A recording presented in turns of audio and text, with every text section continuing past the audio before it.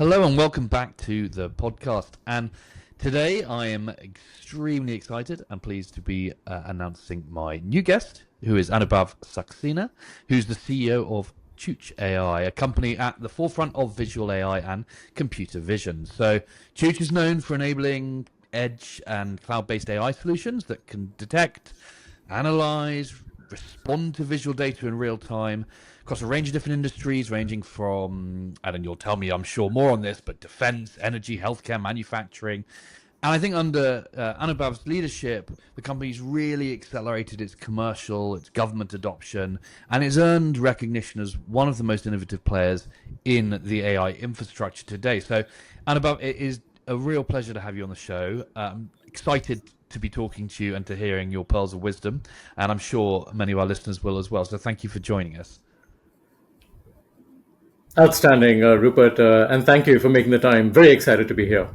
Good. Well, listen, I always start a little bit broad. I like to get to know people a little bit, and I think one of the things I'm always curious about is how on earth did you end up in AI? And what I mean by that is usually when I speak to people in AI, they say, well, AI is nothing new. Machine learning's been around for decades and all this sort of stuff.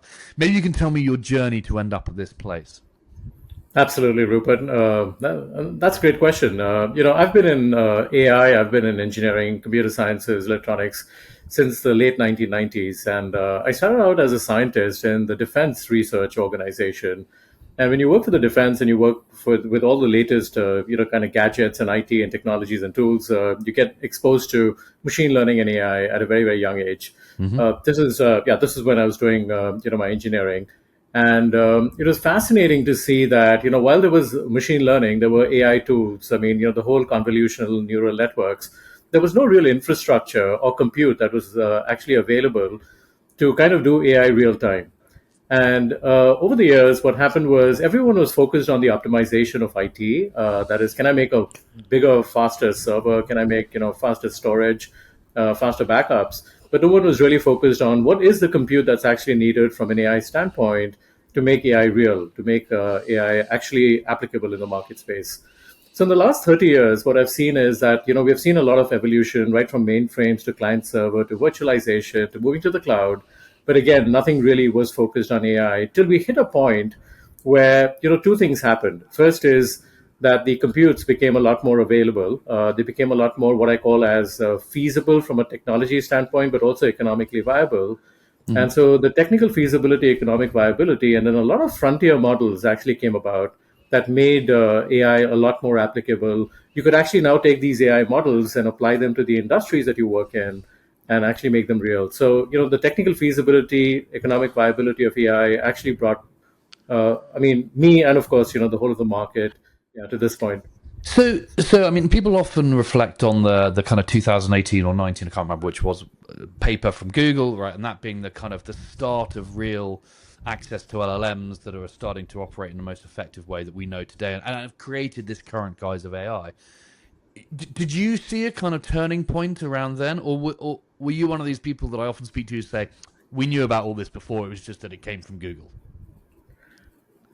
Honestly, I did not know about it, and how it came about. But it was interesting because while you got the LLM and you got the text, and you got all these frontier models and foundational models coming out, they were really only impacting 800 million people on the planet. It was only the guys that have a computer, laptop, desktop, something to work on, and who know how to actually work on these systems. They were the only ones that were actually kind of taking advantage.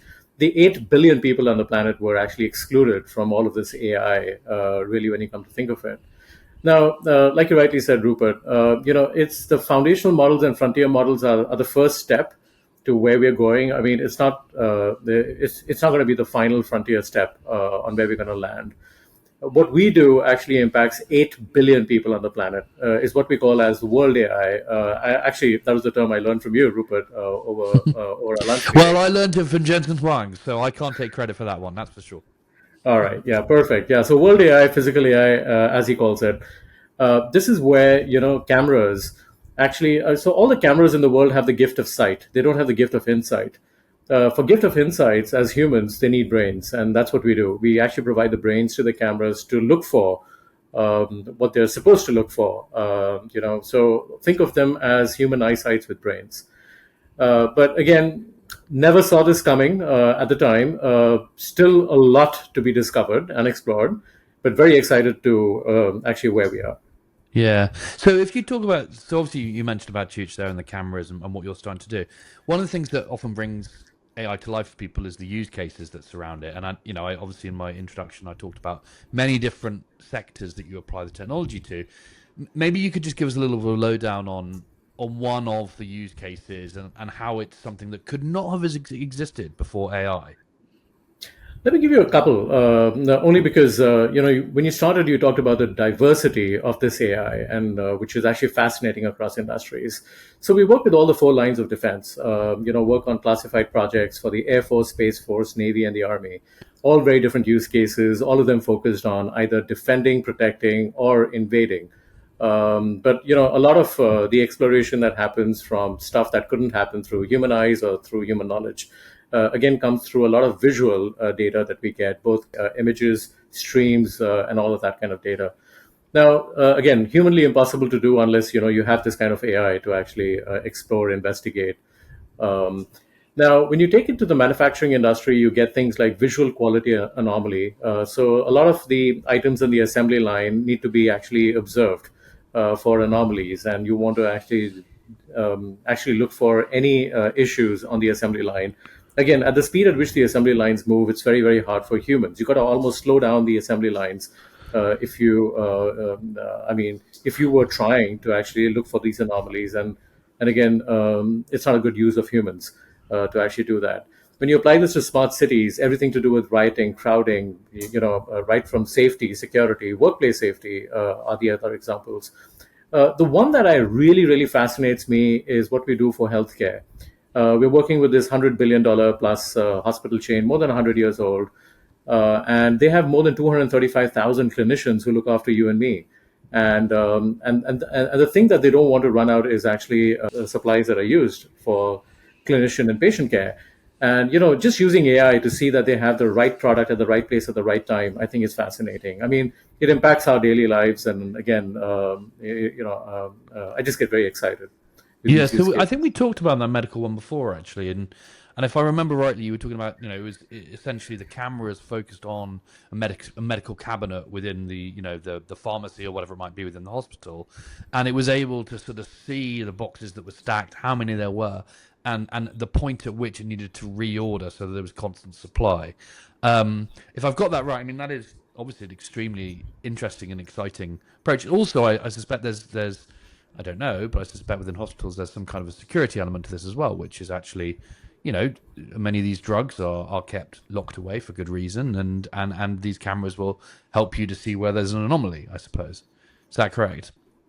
Exactly right, Rupert. Yeah. So not only are cameras actually used for inventory management, which is looking at the right medicines, do you have the right quantities? And not only do they have the ability to reorder, but they also have the ability to provide all the data insights for demand planning, forecast planning, so that you never run out. I mean, most of the hospitals, actually all of them, want to be in a never run out situation where they never run out of product supplies, but they don't want to overorder, but they don't want to underorder as well.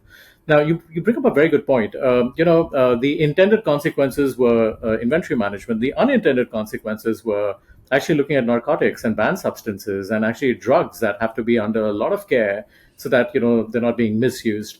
And the cameras actually are actually used for that as well. They're also used for theft, fraud, shrinkage, and looking for sanitation, and also looking for whether the surgical kits have the right amount of surgical items. So what started as pure inventory management has now gotten into demand forecast planning, but also real estate optimization. Most of the hospitals are in very expensive zip codes, and they want to actually optimize their real estate by not having too much of product when they could actually optimize for the right levels of inventory. So it's Okay. just fascinating, yeah, how this is actually moving forward. So what?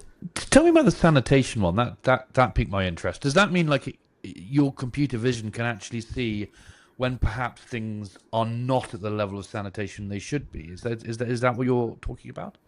Yes, exactly, Rupert. So think of our COVID days, right? PPE. Think about days when people weren't washing hands before going into the operating room, and now through cameras you can actually see that the right procedures are being actually followed, including scrubs. a lot of the operating rooms have got, scrubs that have to be used. And, most of the people try to reuse scrubs and they don't wear their gowns the right way. And, wearing gloves versus holding gloves are two different things. And again, as human eyes can't actually detect that, AI from cameras can. Okay. And so maybe let's talk about the training aspect of it, because obviously that's one of the biggest things that one talks about when we're talking about foundational models, etc. How do you train them? And you're training these models, I guess, to do quite a specific exercise. And it's also much more multimodal than your classic, I'll just hack some things into ChatGPT. So maybe you can talk to the training elements a little bit. Fantastic question, Rupert. You're right. It's all about the training. AI has been around for 40 plus years. And I think the biggest issue in AI has been data. Do you have enough data to train the AI? AI is data hungry. And clearly, what was happening was that the training time and training dollars were just too high to make the AI real. And so the transformer models, like you rightly said, have just made that a reality. They have actually, trained on more than 6 billion parameters, on more than 30 billion images. That reduces the training time dramatically. What does it do for the client? The speed to value is very high.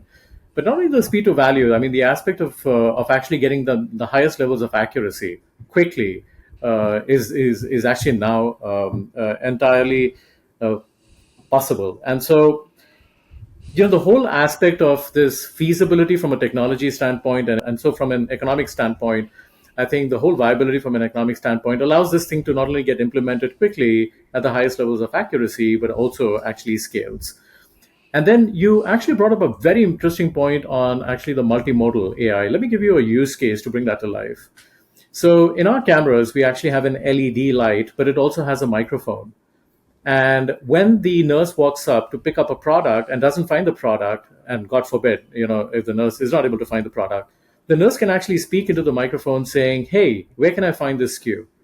And the camera converts that entire audio into text and through LLM goes and searches the entire visual database and comes back with a response saying, 3 floors up, 3 doors down, you'll find it. And when the nurse actually is now in a new room, because 3 floors up and 3 doors down is not her or his room, there is a camera in that room that's lighting up the area where the product really is, so that there's minimal time spent actually looking around for the product while the patient is waiting to be cured. So now this is actually multimodal. You're taking now not only vision, but you're taking actually audio, you're taking text, you're taking large language models, you're taking everything that's possible. Now, that's actually recreating a human being. As a human, you have your eyes, you have your ears, and you have your mouth. The camera is now that. It has eyes, ears, and a mouth in a way. And that's actually the introduction to the world of AI, or what we call as the physical AI. Yeah. Do you think you'll ever move into using that AI and your platform to inform physical actions made by robotics or whatever it might be to try and conclude that cycle? And again, I'm not trying to put nurses out of a job, but to try and say, this is missing from this place, it needs to be ordered, it goes away, it makes it agentic almost, it makes the order, it then the robotics that are associated with stacking the shelves then receives the order, places it on the shelves, and so there's almost no human interaction. Will you move towards that sort of place? I don't think we will move to that place, and the reason only being that when you look at the role of AI, the role of AI is to be a technically feasible but economically viable tool, and I can't emphasize that enough. Mm. There is a point at which it doesn't make sense to actually invest in that kind of money to actually have a robotic, say a robot go back in and actually replenish. So let me give an example. We have this robot that our client uses for security, and the robot actually is actually a robotic, it's actually a real robot on wheels. It goes around all of the buildings, and in our smart city implementations for security, we have these robots that are just rolling down, and they have eyes, and they have our AI on it, and they're looking for suspicious behavior, loitering, entering through exits, and that kind of stuff. Now, those robots actually come from the robotic manufacturer at $5,000 a month, give or take. Now, one way to look at it is, oh my God, $5,000 a month is like $60,000 a year. Why would I want a robot? But remember, the robot runs runs a 24/7 shift, isn't sleeping, isn't vaping, isn't doing anything else, but just going around the building 24/7 and actually observing. Now, when you actually translate that into a wage per hour, you get to something like $8.50 per working hour, which is lower than the minimum wage. Now, would that be a more substantial alternative to having security guards? I'm not sure it would be, because the robot can't do anything else. It just records what's going on. Yeah. It can't act as a deterrent. It can't definitely stop anything from really happening. So it's an augmentation tool and not really a replacement device, my view. Yeah. So yeah, I don't think we'll get to a point where we will end up replacing humans. I think robots will always, or AI will always be guided by human intelligence. It will be a good augmenting tool. It will increase the market size dramatically for people to be more successful, but it's going to be largely augmentative in nature. Okay, I can't help but where this conversation is going, lead it into sort of human robot forms. So, obviously you've got the sort of Tesla bot, and you've got a bunch of different Chinese manufacturers that have managed to get humanoid robots down to really quite a pretty significantly low cost as a sort of house helper or something, for let's say 10, 20, $30,000. I think you can even buy them off Alibaba for like $10,000. Now, obviously that isn't going to be what necessarily people are going to be using in the future, but just reflecting on what we talked about just now, there are a lot of companies out there that think that we can get to the equivalent of a human doing certain simple automated tasks, and that for whatever reason it is economically viable. You made your point about this, but I'm kind of curious to know, like, do you have any observations on those various humanoid robots at all? Very good question, Rupert. And as always, you've got fascinating questions. You've got great insights. So one of the things, Rupert, so I'm based in the Bay Area. I've been here for more than 20 years, and one of the things is that Waymo was available in 2013. It ran the same robo taxis on the street with the same level of accuracy in 2013. And as you know, in 2013, they made a prediction that in 2015 there will be driverless cars on the road. Well, we're in 2025. We have a few driverless cars, but most of them are still being driven with a driver in it. And then the Roomba. You probably remember the robotic vacuum cleaner that came out with a lot of promise. Yeah, do you use a Roomba? I have 3 Roombas. I don't use any of them anymore. They're all good in their own way. I mean, they find a dog and they avert it and they go around cleaning, but we still have cleaners, and clearly we are still cleaning our houses. So I'm reminded by an experiment that I did back in China. I went to China one of these days and I saw people with spades, trying to actually kind of make huge holes and dig. And I said to them, "Hey, haven't you heard of tractors?" And they said, "No, we have heard of tractors, but how do you actually make employment happen?" So we give people spades because tractors will do it very, very quickly. People will be out of a job. And my response to that was, then why give them spades? You should give them spoons. They'll take longer. They'll take a few hundred years to actually dig up the ground. It actually generates employment. So yeah, the question is always going to be as to at what stage do you want AI to actually produce for you or act for you or help you out? And again, going back to the point that if it is technically feasible, is it going to be economically viable? And clearly, I think robotaxis are getting to an economics level, but there is still a lot of upfront investment that needs to be made to make that entire thing economically viable over the long term. I think also the thing that's changed when we're talking about robo-taxis is that the customer experience has got to a point where it is preferred in most cases over human drivers. So, the driver of adoption is less about, oh, this is an interesting technology. It's like, I actually prefer the service, and it's ultimately roughly the same cost. And I think to your point, right, so there's an economics point there, which is costs the same, okay, or less. It needs to have that in place. But then there's also just do people, and this has been technology forever, right? It's like, just because we can build it doesn't mean people want to use it or buy it. But I do think with robotaxis, I actually think we are getting to that point. And I mention it because I think with humanoid robots and stuff, yeah, might be 10 years away, but these things do progress. But I do want to pick up on something, I guess, where we were moving towards was a little bit about the use of AI in the future, and you talked about the spoons and the spades and the tractors. The point at which you can say, actually, we're removing jobs for people versus we're empowering people to do better with what they have. And I'm a huge believer that AI is a force multiplier.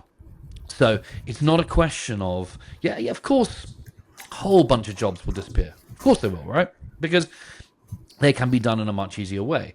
But I actually think what's exciting about AI is it's going to allow graduates to level up, to be at a place they would have taken 5 years to get to because they can leverage AI. Have you observed, either within your own business or within other businesses, that kind of force multiplier effect versus just, oh, we're just getting loads of jobs will just go? Yeah, no, I've seen the force multiplier, and I like the way that you actually framed it, Rupert, as always. I'll give you an example. We actually put AI for fire and smoke, and they're actually mounted on just normal cameras that are used for actually finding fire and smoke. And fire and smoke has been around since we've known fire and smoke has been around. And again, humans actually keep watching these cameras to see if there's going to be fire and smoke, and it's very hard because one, the resolution of the camera, two, the distance of the camera, three, the field of view, four, of course, the human, just watching and staring at the screens all the time. I think a good example of augmenting human intelligence has been to put the fire and smoke model. The fire and smoke model is a very interesting model. I mean, you can't make out fire from clouds and mist and fog and smog, and even the tail lights and the headlights of cars look like fire at times. In the evenings and the night. So how do you actually remove those false positives? How do you actually reinforce all of those true positives, and then kind of find that out now? In the human parlance, it's very, very hard for firefighters to go out and actually fire. I mean, just day before yesterday, we saw those two firefighters lost their lives in a state recently, only because and this was a small brush fire that just became a very large fire very quickly. So that's a very good use of AI, where the AI on cameras are able to detect the fires faster, and they really help the firefighters deal with that situation much more better, including drones, including satellite pictures and things like that. So I think the use of AI for those reasons will always be great. I mean, they're always going to augment. They will be guided by human intelligence, only because humans weren't, born to stare at cameras and just look for events that don't happen 99.9% of the time. I mean, so that's where I think it's going to get very useful. Yeah, it's a funny one, right? Because you're now alluding to another thing we haven't talked about, which always gets talked about now, which is hallucinations and false positives, right?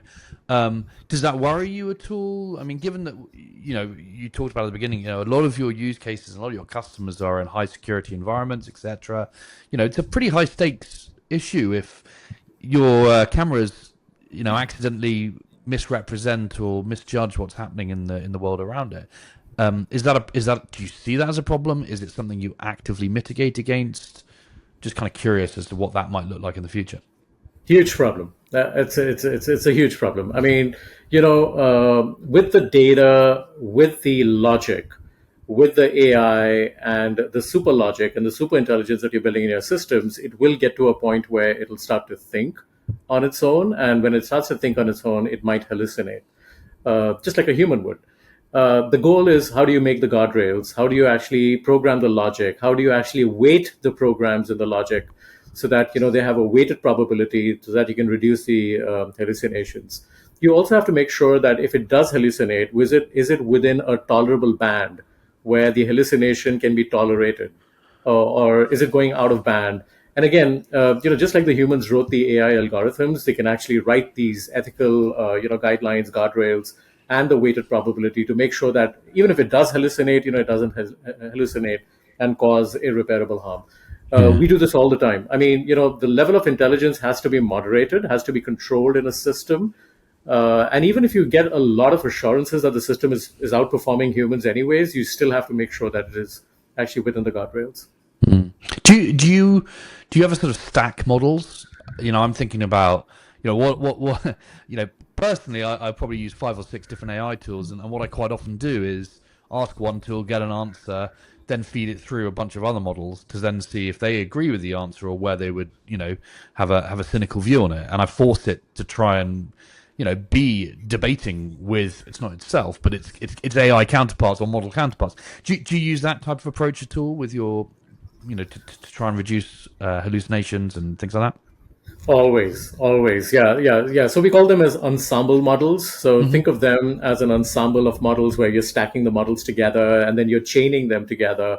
And then you're applying, weighted probabilities to each of these chains, to each of these models to make sure that the outcome is a weighted probability of all the models working together. That's one way to actually get the highest levels of accuracy, but also the highest assurance levels where hallucination actually is actually eliminated, to a large extent. We have to do this all the time. We just have to do it, and I'm glad that you're doing it as well. Rupert, in your business where there's so much of information and so much of data out there, how would you know, what is accurate and what is real? We're also trained to be cynical, so I don't take it the first answer as the real answer.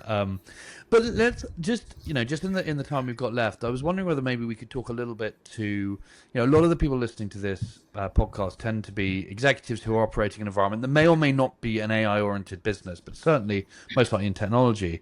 But one of the things they're always trying to garner is tips and ideas for how to make themselves more effective, make their organization more effective by using readily available AI tools. Can you talk to any tools that you use today that are part of your internal workflows that you've found to create efficiencies? Just to give people an idea of some of the tips and tricks you might have. Yeah, no, fascinating question. I believe in the 5 to 10% rule, which is 5 to 10% of the day of your day or any executive's day, one should be spending and looking at how do I make things better, Hmm. and is there a way that that AI has been developed, deployed anywhere else that actually makes us better? And if not, it's okay. But you have this constant exploration where am I leading the pack? Am I following the pack? Am I actually adopting the latest and greatest tools, or am I not? And just make daily incremental progress. I actually call this out all the time.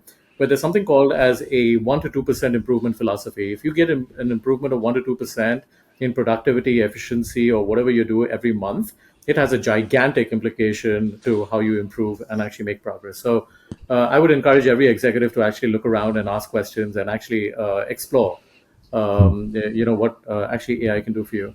I'll give you an example of what we have done. For example, so we have actually got the best HR agencies, the best financial agencies working for us, with us, and we're very, very humbled to actually be their partners. And actually finance, HR, and legal actually firms. Now, when I have to do any contract obligations, contractual, I mean, just look at what kind of contracts do we have, what are the obligations of the contracts, and et cetera. I don't go out to my legal firm to actually ask them what kind of contracts should be signed. We have extensive advanced LLM tools that can get us into all the contract obligations. It can extract all the key terms and actually kind of write it out in a document to us. Similar things for actually from a financial standpoint, everything to do with accounts receivable and accounts payable can be done in an automated manner. Again, you can reach out to your agency and you can actually have them spend time on that, but you could use actually more advanced tools, and which would allow you to get that same level of information, probably more information than they could ever provide to you. Same thing from an HR standpoint. There's just so many rules, legal obligations that are actually changing out, right from your 401ks to your I-9s to all of that stuff. How can you actually use AI for just kind of finding all that data and actually presenting it back to you? I think is actually extremely important. So not only make yourself internally productive and actually efficient, but even make businesses better for your own clients. Make actually much better experiences. I mean, that's the only way to uniquely differentiate yourself and take the lead. I would highly encourage all the executives to do that. I mean, there is just no other way out. It's funny, isn't it, that I think if you look across tasks and activities in any business, it generally is the fact that the lower value tasks take more time than the higher value tasks, and that's because repetition is often involved. Data entry. I mean, data entry turned into OCR, turned into frankly, very limited requirements for data entry because every application in the business is plugged in and connecting and talking to each other, right? And that has removed probably 80% of people's time, for example. So I'm excited by the idea that in the future we're going to be actually able to use our brain capacity to the extent that we should have done, many years ago, because some of those more mundane, repetitive tasks are going to be completed for us by AI. And it sounds like that's what you're doing internally as well. You're exactly right, Rupert. I was a part of a fascinating journey where we did robotic process automation. We were creating bots to do these low-level mundane tasks. I mean, humans were not created for data entry and data pasting and data copying and data entry again and then again checking that stuff. I mean, you could have bots that can do that. Very simple lines of program code that says, look for this particular cell. If you find this cell, if it's of a certain value, you can actually enter it into the system. And this is the workflow. So once you define that, robotic process automation takes care of it. That is a very simple set of rules that were written, and they could do it on the front of the house. They could do it on the back of the house. Again, no need for humans to do it. Now, I think where we're entering right now in this phase is can the data that you were using to copy and paste, can that data say something to you? Can it redefine the workflow? Can it redefine the process? Is there a better way of doing things? And that's where AI starts to play in. I think it's going to be a little different from robotic process automation, where the low-level tasks got automated. I think all these tasks are going to get automated. There are three phases I've seen in my life. One, where you globally displace work. You just carry the work. The same work is done in a lower cost geography. Then what happens is that so jobs actually travel from the onshore to offshore. And then and I was a part of that journey for about 15 to 20 years of my life, where we were creating massive companies, public companies. We took many of these companies public. We just relocated work. And then we started to automate work, and then we started bringing the work back because you could now automate it. You didn't need humans to do it, and now it can actually be performed onshore. So I've seen the circle of life where you actually take the work offshore, you bring it back, and then you make it more intelligent, and then you get the systems to do it. I think every industry, textiles, whether it's automobile, whether it's manufacturing, has gone through the circle of life. I think we're completing the circle of life in technology as we speak. I like that circle of life and technology. I'm going to use that. I'm going to steal that from you. Look, Of course. Anubhav, it's been an absolute pleasure chatting with you. I think absolutely fascinating and great to be seeing what Chooch is doing. I'm really excited to see when you start, having robots walking around your office, which I know won't happen for a while, but I'm looking forward to it anyway. It's been an absolute pleasure. Thank you for joining me, and I hope we get a chance to chat through some of this stuff again soon enough. Thank you. Thank you so much for your time as well, Rupert. It's always good to see you. And again, all the best. This was really exciting. Appreciate it.